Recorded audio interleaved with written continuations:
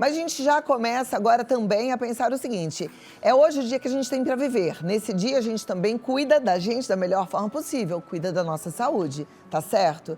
E como é Dia Nacional de Combate ao Diabetes, essa data tão importante que tem como objetivo conscientizar a população sobre a prevenção, diagnóstico precoce e tratamento, aqui no Vida Melhor a gente conversa sobre essa doença. De acordo com a Federação Internacional, o Brasil tem aproximadamente 16 milhões de pessoas entre 20 e 79 anos vivendo com diabetes.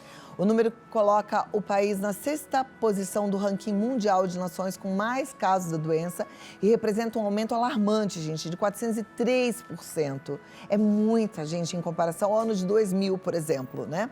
Para falarmos mais sobre esse tema importante, eu recebo, como anunciei ainda há pouco, um dos mais importantes estudiosos endocrinologistas que a gente tem aqui no Brasil, o Dr. Filippo Pedrinola. Seja muito bem-vindo, que alegria te receber. Alegria minha. Obrigado. Obrigada por estar aqui, viu? Vamos lá. Vamos lá. Diabetes, já conversamos outras vezes sobre diabetes, mas a gente sempre precisa voltar ao assunto e alertar a população, né, doutor? O número que só cresce, isso me impressiona muito. Pois é, acho que a gente vive numa era de doença de estilo de vida, né? E o diabetes é uma doença crônica, o diabetes tipo 2, que é relacionado a maus hábitos de vida, quer dizer, o sobrepeso, a obesidade, o sedentarismo, o estresse. Então, são as principais causas desse tipo de diabetes. E realmente a gente vê isso relacionado aos hábitos de vida ruins, né? Não só do brasileiro, como do mundo. Vamos ter que fazer o caminho de volta, né? Isso está muito claro. Porém, é tão difícil, né? E as pessoas relutam aí para voltarem para o eixo, não é verdade? É desafiador, né? Acho que mudança de hábito talvez seja uma das coisas, um dos desafios maiores do profissional de saúde, também do médico, do nutricionista, do educador físico, porque as pessoas têm um pouco essa tendência de voltar aos hábitos antigos, né? Então, realmente, mas a primeira parte importante é a conscientização. Por isso que acho que é muito importante a gente falar sobre isso, porque o diabetes é uma doença silenciosa. Agora, isso também me faz pensar, já que você falou tanto de estilo de vida, que é uma doença reversível? É reversível. A gente brinca até entre os médicos que só é diabético quem quer, porque a maior causa é o excesso de peso. Então, a pessoa que emagrece 10 a 15% do peso já pode reverter completamente o diabetes tipo 2. Puxa, gente, olha isso. E essa doença é uma doença que você mesmo falou, silenciosa, mas muito traiçoeira, se não tratada, né? Ela é bem traiçoeira, ardilosa, né? Porque não sente, ela começa devagarzinho, não dá sintomas no início, só que as lesões vão acontecendo. Então começa a afetar as artérias da retina do olho, as artérias dos rins, os nervos, começa a afetar a parede, por exemplo, das coronárias do coração, né? Então, às vezes, quando a pessoa vai fazer o diagnóstico, ela já está com uma série de complicações crônicas por causa desse excesso de glicose no sangue, de repente, há muitos anos, e ela nem sabia. Diabetes, a gente tem de 2 tipos. Tipo 1, que é uma doença autoimune. Essa não tem cura, não tem reversão? Essa não. É um diabetes autoimune, né? Então, o corpo faz anticorpos, né, contra as células do pâncreas que produzem insulina e aí elas acabam morrendo e não tem como. Existem estudos hoje com células-tronco na tentativa de regenerar essas células do pâncreas, mas ainda assim, hoje a gente não tem isso 100%. Todo mundo que tem diabetes do tipo 1 precisa de insulina? Precisa, porque o diabetes tipo 1 também é chamado de insulino-dependente. Então, a pessoa, como ela não tem insulina, quer dizer, diferente do tipo 2, que às vezes a pessoa tem até insulina demais, né? Mas o tipo 1 não tem insulina. Então, essa falta da insulina acaba trazendo a necessidade de repor todos os dias a insulina e existem vários tipos de insulina. Então, cada tipo de paciente diabético tipo 1, existe um tipo, né, de insulinoterapia adaptado para cada um. Interessante, né? Porque ouvindo assim, já me dá a sensação de que são 2 doenças completamente diferentes, né? Deveriam até ter nomes diferentes, porque o diabetes do tipo 2 já é o contrário. É verdade. E tem o diabetes gestacional também, né? Que é uma outra doença, quer dizer, um diabetes que surge na gestação. Então, e normalmente depois que a mulher dá à luz, deixa de ter aquele diabetes. Mas é muito importante fazer o diagnóstico na gestação, porque isso pode afetar muito o desenvolvimento do bebê. A mãe que tem diabetes gestacional pode ter um bebê com algum tipo de problema? Pode, principalmente uma coisa chamada macrosomia, quer dizer, o nenê, ele tá ali dentro do útero da mãe, a mãe tem um excesso dessa glicose e como o pâncreas do nenê é normal, então ele produz essa glicose está alta e faz muita insulina.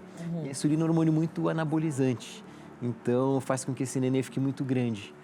E então isso pode trazer problemas no parto, hipoglicemia depois do nascimento.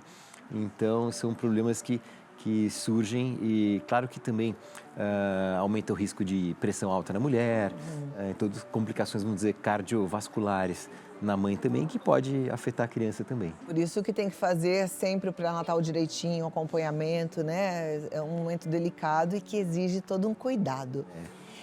Mas vamos então focar um pouquinho agora no diabetes do tipo 2, pensando que talvez você tenha que levar esse puxãozinho de orelha, esse alerta, e aí a gente entendendo que é uma doença que tem tratamento e pode ser inclusive revertida, a gente precisa aprender e praticar o que é que a gente tem que fazer, que estilo de vida a gente tem que ter para que a gente consiga tratar esse diabetes, né? É muito importante a gente pensar nos pilares, né, de um bom estilo de vida. Então, o primeiro, vamos dizer, atividade física, movimento, é fundamental, porque o exercício não só para queimar caloria, ajudar a manter o peso, isso é importante, mas também porque quando a gente se exercita, melhora a ação da insulina no corpo. Então, diminui o que a gente chama de resistência insulínica. Então, a primeira coisa importante. Então, a gente brinca que fala assim, se você não gosta de fazer exercício, vai sem gostar mesmo, porque não tem escolha. Mas também a boa notícia é que não precisa ser muito, mas pelo menos 150 minutos por semana de exercício leve a moderado, né? Acima disso é lucro, mas esse é o primeiro ponto. O segundo ponto é a alimentação, né? Então, tem um tipo de dieta mais equilibrada, evitando os alimentos ultraprocessados, com excesso de açúcar, muita gordura saturada, porque isso ajuda na manutenção do peso, que a gente viu que é a causa principal do diabetes tipo 2. Excesso de peso. Excesso de peso. E aí, claro, muito importante o sono, né? Também um sono de qualidade, porque isso também interfere em vários hormônios que têm a ver com o metabolismo da glicose. E um bom gerenciamento do emocional, porque o estresse crônico, que também muda alguns hormônios, como por exemplo o cortisol, também tem impacto no metabolismo da insulina e da glicose. É só isso. A gente fala disso sempre, né? E muitas vezes você está aí sofrendo com seu diabetes e não parou para tomar responsabilidade daquilo que está, sim, nas suas mãos. Eu volto aqui daqui a pouquinho para a gente continuar esse bate-papo e também abrir para pergunta, né? Você que tem aí a sua dúvida, você que convive talvez até com esse medo, manda pergunta, Vida Melhor Oficial, Dr. Felipe Pedrola responde já. Vamos abrir para as perguntas, só que enquanto vai colocando, as perguntas vão aparecendo aqui no nosso vídeo wall, qual é a dúvida mais frequente que as pessoas têm em relação ao diabetes quando chegam no consultório? Eu imagino que é um diagnóstico que as pessoas temem muito, né? Temem, às vezes é uma surpresa que a pessoa não imagina, aí descobre no exame de rotina, por exemplo. Sabe, vamos fazer um exame de glicose, né, de insulina, de hemoglobina glicada, mas principalmente o mais comum é o exame de glicemia, né? E aí, de repente, vem lá acima de 126, né? Acima de 126 em jejum já é característico, já caracteriza o diabetes, né? Mas quando vem entre 100 e 125, aí é chamado de pré-diabetes, né? Então, isso também... Nesse pré-diabetes é que é hora de correr atrás para reverter isso. Ou depois também, já está diabético, mas a gente sabe que a reversão é possível também. Então, a primeira coisa é esse susto, que a pessoa fala, puxa vida, mas isso vai alterar a minha saúde, será que eu vou conseguir, vou ter sempre que tomar remédio, minha vida vai mudar, vai diminuir minha qualidade de vida, essa é a primeira reação. E também nas mulheres que querem, por exemplo, engravidar. Fala, nossa, então se eu sou diabética, eu não vou poder engravidar. E a gente sabe que não, quer dizer, é só tratar esse diabetes, né? Seja com a mudança de hábito que a gente falou, ou com medicamento, e aí dá para engravidar assim normalmente. Eu ouço muita gente assim que é diabético falando, é porque eu tenho muita sensibilidade nos pés, ou não, eu sinto o pé quente. Aí tem gente que fica com a visão muito alterada, tem gente que começa a ter muito zumbido no ouvido, enfim, muitos desconfortos. Se a pessoa muda o estilo de vida, ela melhora desses sintomas? Melhora, melhora. Desde que não tenha tido uma lesão muito grave, né? Mas, de fato, acontece porque o diabetes é uma doença, eu estava escutando falar do ômega 3, é uma doença inflamatória. E a gente envelhece, inflama, né? Porque inflama e oxida. Então, é uma condição inflamatória, o diabetes. Então, vai inflamando, por exemplo, os nervinhos. A gente chama principalmente de neuropatia, em luva e bota, que normalmente pega assim daqui para baixo nas mãos e daqui para baixo nas pernas e nos pés. Então dá aquele formigamento e perde a sensibilidade. Então isso é um risco porque às vezes a pessoa perde a sensibilidade nos pés e entra, por exemplo, uma pedrinha no sapato e ela não percebe. Vai o dia inteiro aquela pedrinha machucando, machucando, pode fazer um machucado grave, que é o chamado pé diabético. E com difícil cicatrização depois. Porque o diabético também tem dificuldade de cicatrização, né? Tem dificuldade de cicatrização. E na vista, quer dizer, lá nos nervinhos da retina e nos vasos da retina, também dá o que a gente chama de retinopatia. Então vai aos poucos danificando essa capacidade visual. Tanto que é uma causa muito frequente de cegueira e também de insuficiência renal. Né? Então, realmente, esse sofrimento, né, que acaba dando nos rins também por causa de lesão nos vasos que fazem os rins funcionarem. Então, eu posso concluir que isso, do diabetes que não foi controlado, onde a pessoa descobriu o diagnóstico e continuou tocando a vida como se tivesse tudo ok. Que aí chega um momento que os rins também já não dão conta e aí a pessoa tem que ir para a diálise. A maior causa de diálise, quer dizer, a pessoa tem que ficar ligada numa máquina 2, 3 vezes por semana para fazer o papel do rim, para filtrar esse rim, para tirar as toxinas, né? Senão ela não consegue viver. Então, muitos diabéticos vão parar num tratamento de diálise. Ou então, ter uma perda de visão, né? Aumenta muito o risco também de doença de infarto e derrame. Né? Então, tudo isso a gente tem que ficar muito atento, porque o diabetes vai minando aos pouquinhos esses órgãos internos. Bom, a pergunta do Caio Pereira é: oi, sou o Caio, tenho 29 anos, estou acima do peso e meu exame de glicemia em jejum deu 110. Já posso me preocupar? É bom se preocupar sim, porque a gente sabe que tem que ser abaixo de 100, né? Assim, a glicose do jejum. Então, o ideal é que seja abaixo de 100. Se ela tiver entre 100 e 125, já é considerado um pré-diabetes. Mas aí a gente pede um outro exame chamado hemoglobina glicada, que é um exame simples de sangue.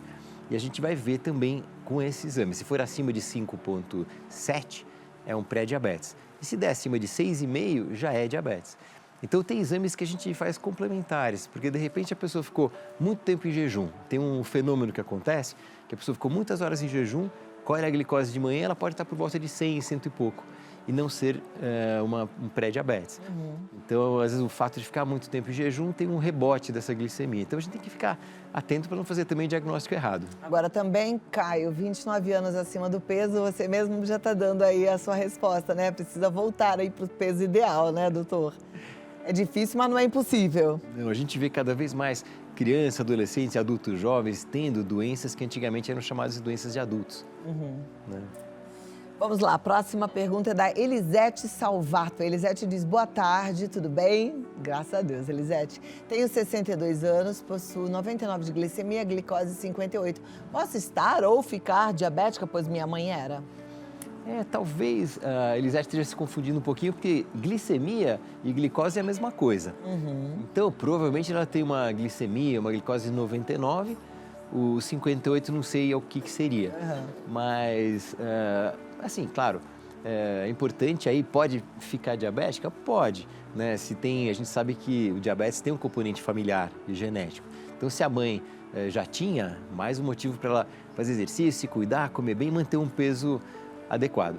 Apesar de ter esse componente familiar, genético, se a gente muda o estilo de vida da família, a gente consegue sair desse risco ou não? Pode ser que a pessoa tenha uma vida muito cheia de qualidade, que faça tudo certinho, siga os pilares da saúde e tenha diabetes porque a mãe e o pai tinham.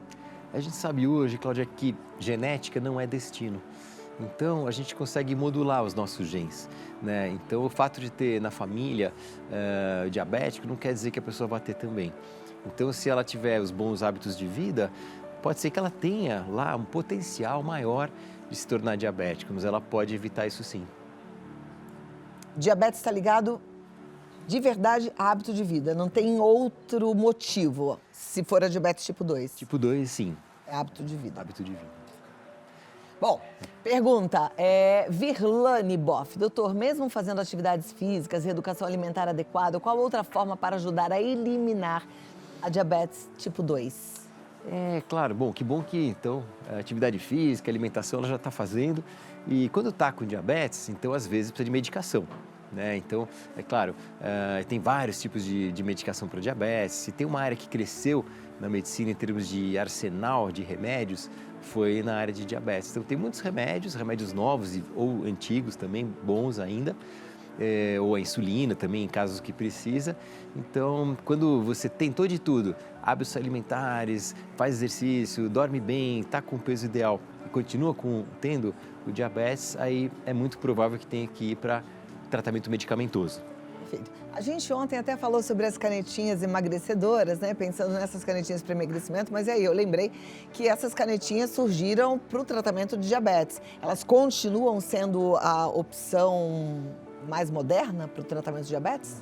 Elas fazem parte e ajudam muito. Tem muito paciente, a gente tinha comentado no começo, que a pessoa que emagrece 10% a 15% do peso tem uma grande chance de reverter totalmente o diabetes. Então, essas canetinhas, além de ajudarem a perder peso e favorecer a reversão do diabetes, elas também melhoram aquilo que a gente chama de resistência insulínica. Então, melhora a inflamação. Então, o fato de melhorar a inflamação também é um ponto positivo para as canetinhas que têm sido cada vez mais usadas e, de fato, são uma revolução no tratamento do sobrepeso, da obesidade e também do diabetes. Perfeito. Eu vou voltar que tem mais perguntas já. Daqui a 3 minutinhos eu estou aqui. Agora vamos lá de volta aqui com o doutor Filippo Pedrinola. Eu falei ainda há pouco, né, que a pele da gente também resulta daquilo que a gente coloca para dentro, né? Se a gente come bem, a pele também sente, reverbera tudo, né? De dentro para fora, é importante, né? Ter os nutrientes, porque a gente tem umas célulazinhas na pele chamadas de fibroblastos e elas que produzem lá o colágeno, elastina, queratina, né? Que é isso que vai dar sustentação, aquela pele bonita e deixar a pele com um tônus bonito. E aí depende muito desses chamados de micronutrientes, né? E estava ouvindo falar aqui do Verisol, que é muito bom também. É importante. Bom, vamos lá. Falando em alimentação, o que é que um diabético não pode comer de jeito nenhum? A dieta do diabético hoje é muito mais liberada, né? Então, a única coisa que a gente realmente recomenda não comer é açúcar. Então, alimentos que contenham açúcar adicionado, sabe? Então, colocar o açúcar ou comer doce. Não é que seja proibido, mas dependendo, claro, do tipo, do controle do diabético. Então, o resto seria uma dieta liberada, não existem proibições. É mais em relação ao açúcar mesmo. Antigamente falava-se até de fruta, né? Que o diabético não podia comer determinadas frutas porque tinha muito açúcar. A fruta tem frutose. A frutose é um açúcar que também faz com que a glicose suba no sangue. Então, o excesso de fruta também vai piorar o controle do diabetes. Então, fruta a gente sempre recomenda para comer como sobremesa, né? Então, almoçou, jantou, quer comer uma fruta, tudo bem, porque o impacto na glicose que essa fruta vai ter é menor, porque já tem um alimento que entrou antes.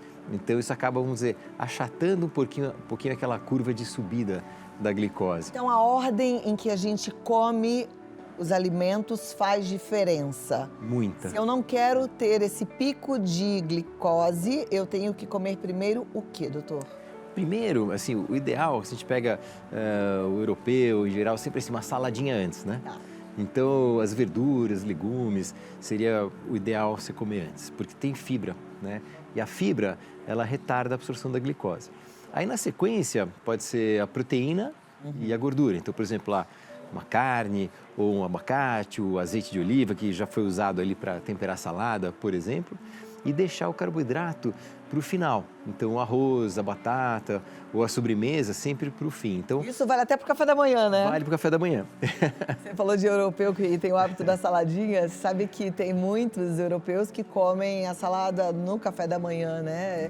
Comem uma salada boa no café da manhã e depois o ovinho. E por último, um bolinho, um pãozinho, né? Fernanda Cristina diz assim, tenho 45 anos, sou diabética há 26 anos. Diabetes mellitus? É o nome... Que é isso? Mellitus é o nome, vamos dizer, científico do diabetes, é diabetes mellitus, que é do açúcar. Então é um nome que vem do latim. E nos últimos tempos, qualquer infecção respiratória me descompensa. Mesmo tratando, com o passar dos anos a saúde pode acabar piorando? Obrigada. Isso acontece porque a infecção é uma situação de estresse para o corpo. E isso aumenta a inflamação piora o controle da glicose e aumenta também os hormônios, né, do estresse, como por exemplo o cortisol, que também piora. Então, qualquer condição infecciosa, uma infecção urinária ou respiratória, nesses momentos é necessário muitas vezes a gente adequar a medicação, porque piora o controle do diabetes mesmo. Mas aí, tratada a infecção, normalmente a pessoa volta para o mesmo controle anterior. É que o diabético também tem uma imunidade mais baixa, porque assim como tudo vai envelhecendo, a situação inflamatória do diabetes também faz envelhecer mais rápido o sistema imunológico. Então a imunidade do paciente diabético também já é reduzida. Tá. Ela tem 45 anos e ela é diabética há 26 anos, quer dizer, e esse diabetes mellitus é o tipo 1 ou tipo 2? O diabetes mellitus é geral, então eu não sei se é o tipo 1 ou o tipo 2, mas pode ser tanto um como o outro. Então, os jovens também podem ter diabetes? Podem ter diabetes. Ok. Próxima pergunta. Bom tratamento para você, Fernanda. Patrícia Pires, desde que descobri o diagnóstico do diabetes tipo 2, comecei a ficar com melasma no rosto. Pode estar ligado com alguma inflamação gerada pelo diabetes? Pode. Assim, na verdade, o melasma, que é aquele pigmentação, né, que aparece principalmente na pele do rosto, está ligado com a produção de melanina, que é aquele pigmento, né, que tem na pele. E a gente sabe que o melasma também é uma situação mais inflamatória. Então, e tem a ver com os hormônios também, né? E é mais frequente na mulher do que no homem, porque também tem ligação com o hormônio feminino.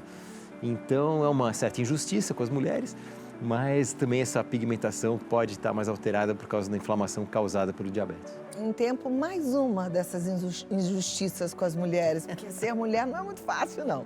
Doutor, como hoje é Dia Nacional de Combate ao Diabetes e você, sem dúvida nenhuma, é um dos médicos mais respeitados na área da endocrinologia, eu queria que você deixasse um recado final, talvez um alerta, um apelo para essa população que está assistindo aí. Olha, acho que o recado é o seguinte, como se diz, tem um livro, uma frase do livro do Pequeno Príncipe, que ele diz o seguinte, que o essencial é invisível aos olhos.